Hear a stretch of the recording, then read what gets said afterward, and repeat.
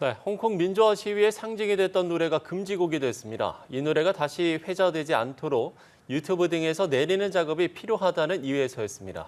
베이징 연결해 보겠습니다. 배삼진 특파원. 네, 베이징입니다.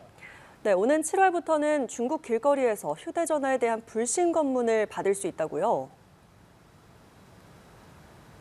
네, 홍콩 민주화 시위의 상징이 됐던 글로리 투 홍콩, 이 홍콩의 영광을 이르라는 노래가 금지곡이 됐습니다. 누가 지었는지 알 수 없는데 일부에선 마치 홍콩의 국가처럼 인식하면서 중국 국가인 의용군 행진곡 대신 스포츠 경기에서 연주되기도 했습니다.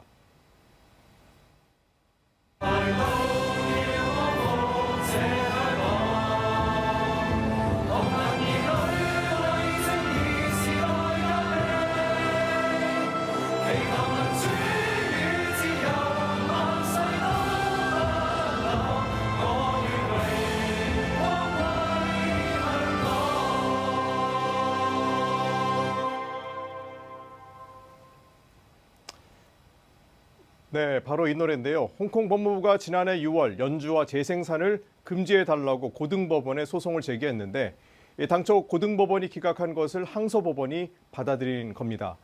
조만간 유튜브 등에서 삭제 작업이 진행될 것으로 보이는데 홍콩 내 표현의 자유가 위축될 것이라는 우려가 나오고 있습니다.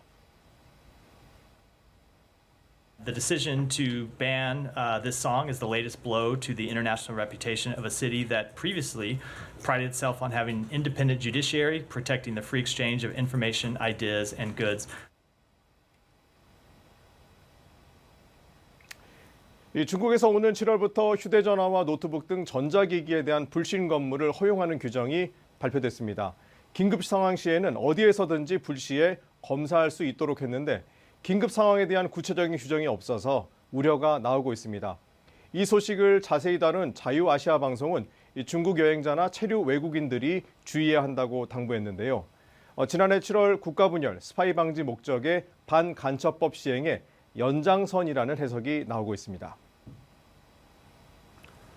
네, 그런가 하면 미국과 서방의 제재 국면 속에서 유럽을 찾은 시진핑 중국 국가주석이 마크롱 프랑스 대통령 등 각국 지도자들과 밀착 행보를 보였는데 다음 주에는 중국에서 푸틴 러시아 대통령과의 정상회담도 예정돼 있죠?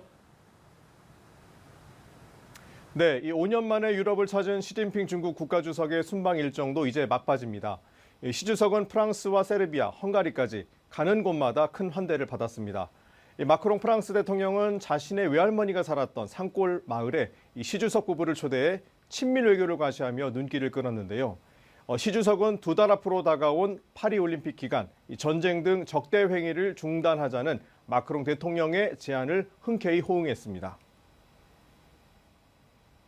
作为联合国安理会常任理事国和负责任大国，中国愿同法方一道，以巴黎奥运会为契机，倡议运动会期间全球停火止战。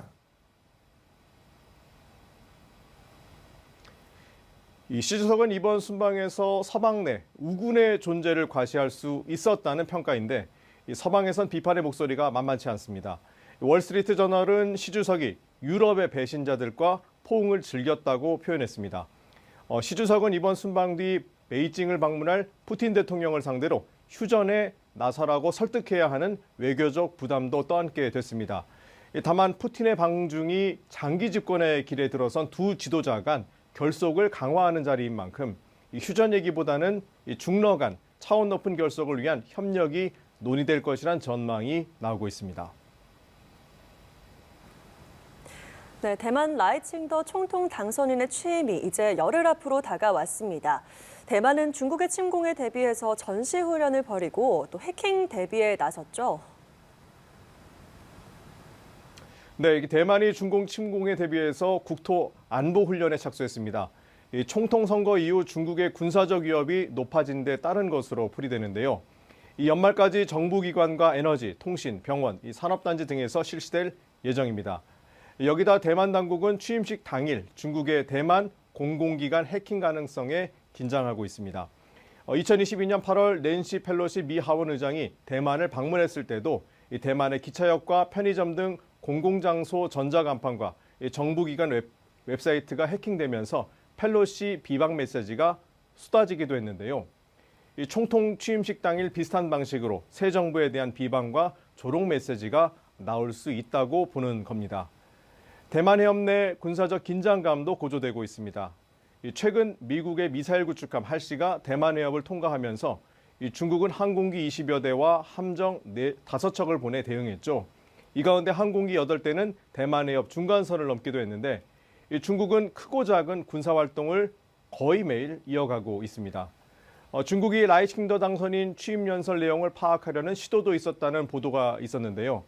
취임 연설이 만족스럽지 않을 경우 관세 장벽을 통해 대만 압박에 나설 수도 있다는 전망도 제기되고 있습니다. 중국은 대만이 일본과 협력을 강화하는 분위기에도 경계하고 있습니다. 民进党当局翻炒此类论调，再次暴露其底层的逻辑是媚日卖台、挟洋谋独，再次提醒世人，台独和外部势力干涉是台海和平稳定的 세계 최초로 달 뒷면에 토양 채취에 나선 창어 6호가 달 궤도에 진입을 했고 전자식 캐터펄트가 장착된 중국의 세 번째 항모죠. 푸젠함이 시험 운항을 마쳤는데 그 밖에 중국 소식도 전해주시죠. 네, 지난 3일 발사된 중국 달 탐사선 창어 6호가 달 궤도에 진입했습니다. 앞서 발사된 최차오 2호 통신위성의 도움을 받아 달 인력이 작용하는 위치에 도달한 건데요. 이 창어 6호는 최초로 달 뒷면에서 2kg의 토양과 암석을 채취해 지구로 돌아오는 게 임무로 지구 복귀까지 약 50일 정도가 소요될 예정입니다. 자, 전자식 캐터필트를 장착한 중국의 세 번째 항모 푸젠함이 첫 시험 항해를 마치고 귀향했습니다. 이 푸젠함은 8일간 동력과 전력 시스템 설비 등을 시험했는데 가판 위에 함재기가 없었다는 점에서 캐터펄트 시험은 진행하지 않은 것으로 보입니다. 이 재작년 진수한 푸젠함이 언제쯤 실전 배치될지가 관심인데요. 일각에서는 2027년 이전에 배치될 것으로 내다보고 있습니다. 중국의 4월 수출이 반등하며 다시 증가세로 돌아섰습니다. 자, 3월 주춤했던 수출은 위안화 기준으로는 5.1%나 증가했는데요. 미국과 일본 등과의 수출 증가가 원인으로 꼽힙니다.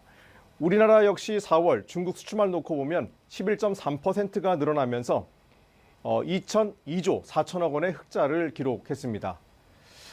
판다가 없는 중국의 동물원에서 관람객을 끌기 위해 개를 판다처럼 염색해 논란이 되고 있습니다.